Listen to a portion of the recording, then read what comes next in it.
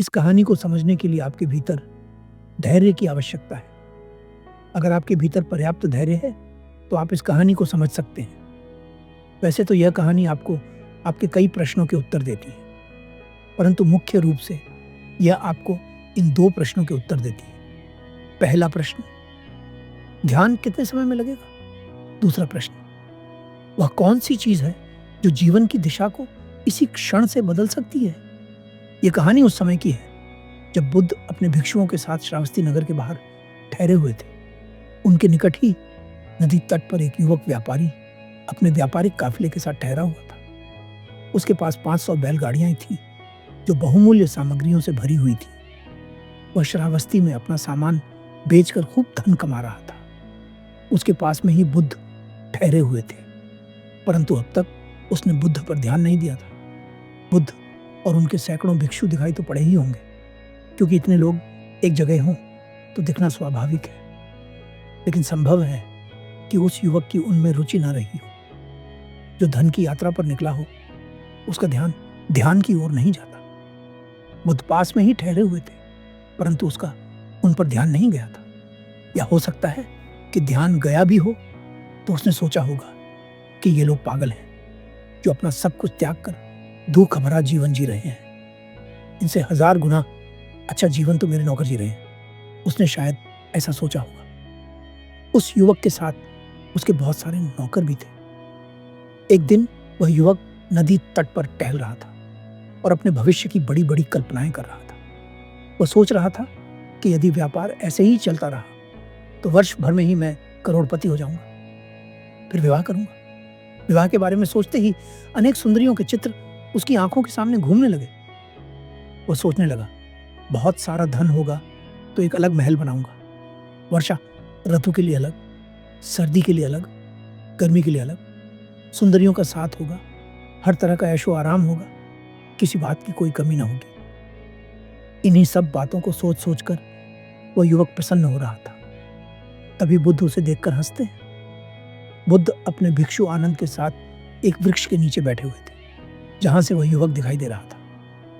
बिना किसी बात के बुद्ध को हंसते देख आनंद पूछते हैं, ना आपने कुछ कहा, ना यहां कुछ हुआ, फिर भी आप हंस रहे हैं। इस हंसी के पीछे क्या कारण है बुद्ध? बुद्ध कहते हैं, आनंद, क्या तुम्हें वो युवा व्यापारी दिख रहा है जो वहां नदी तट पर खड़ा है? आनंद कहते हैं, जी। बुद्ध कहते हैं, उसके भीतर चल रही कल्पना को देख मुझे हंसी आ गई। वह व्यापारी भविष्य की लंबी योजनाएं बना रहा है, परंतु उसका जीवन केवल सप्ताह भर का बचा है। मृत्यु द्वार पर खड़ी है, परंतु वह वासनाओं के शोर में खोया हुआ है। मूर्छा को देखकर मुझे हंसी भी आती है और दया भी। बुद्ध की आज्ञा लेकर आनंद उस युवक के पास जाता है और उसे उसकी मृत्यु के बारे में बताता है। मृत्यु की बात सुनते ही वह युवक थर थर कांपने लगता है। वह खड़ा था, परंतु आनंद की बात सुनते ही वह जमीन पर गिर पड़ता है। अभी कुछ देर पहले तक सब कुछ ठीक था, परंतु अब सभी कल्पनाओं का मूल्य समाप्त हो चुका था। वह सुंदर स्त्रियों को भूल चुका था, वह सभी ऋतुओं को भूल चुका था, वह धन, परिवार, सब कुछ भूल चुका था। अगर मृत्यु सामने खड़ी हो तो व्यक्ति सब कुछ भूल ही जाता है। उसकी मृत्यु उससे केवल 7 दिन दूर थी। ये बात सुनकर वह अपने सारे सपने भूल जाता है। जो भवन अभी बने नहीं थे वे टूट जाते हैं। जो सुंदर स्त्रियां अभी मिली नहीं थी वे लुप्त हो जाती हैं। वह युवक आशाहीन होकर रोने लगता है।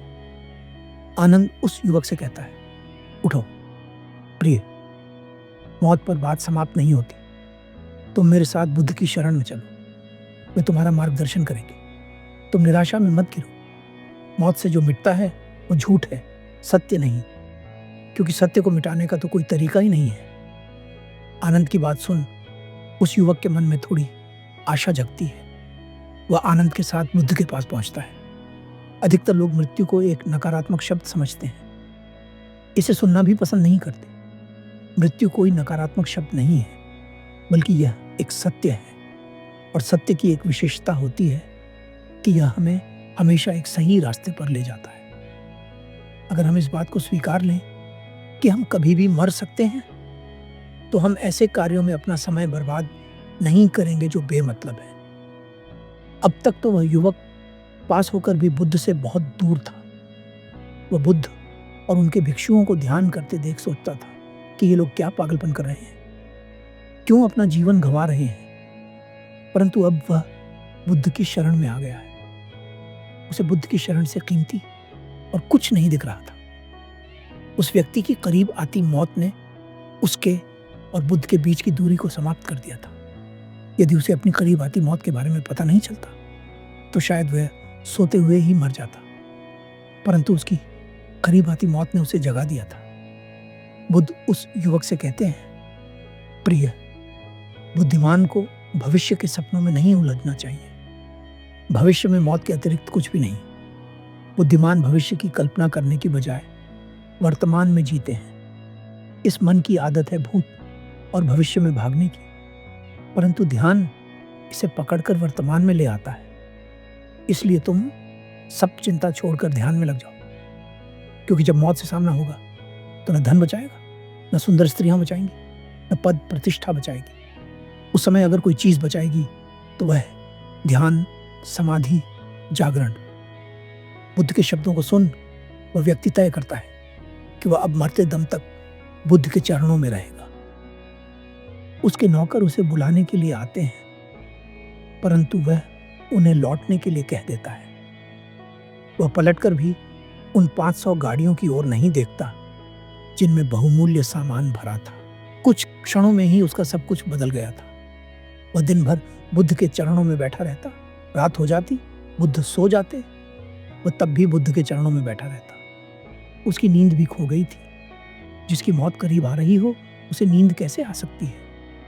उस युवक ने लगातार 7 दिन तक बुद्ध की संगति की, ध्यान को अनुभव किया, और जब वह 7 दिन बाद मरा तो वह श्रौतापत्ति फल को पाकर मरा। श्रौतापत्ति फल का मतलब है जो जीवन के मूल स्रोत में उतर गया हो। यदि आसान शब्दों में समझा जाए तो वह स्वयं को जान चुका था। लोग पूछते हैं कि ध्यान कितने दिन में लगेगा। उत्तर है, यदि कारण बड़ा हो तो 7 दिन भी काफी है। धन्यवाद।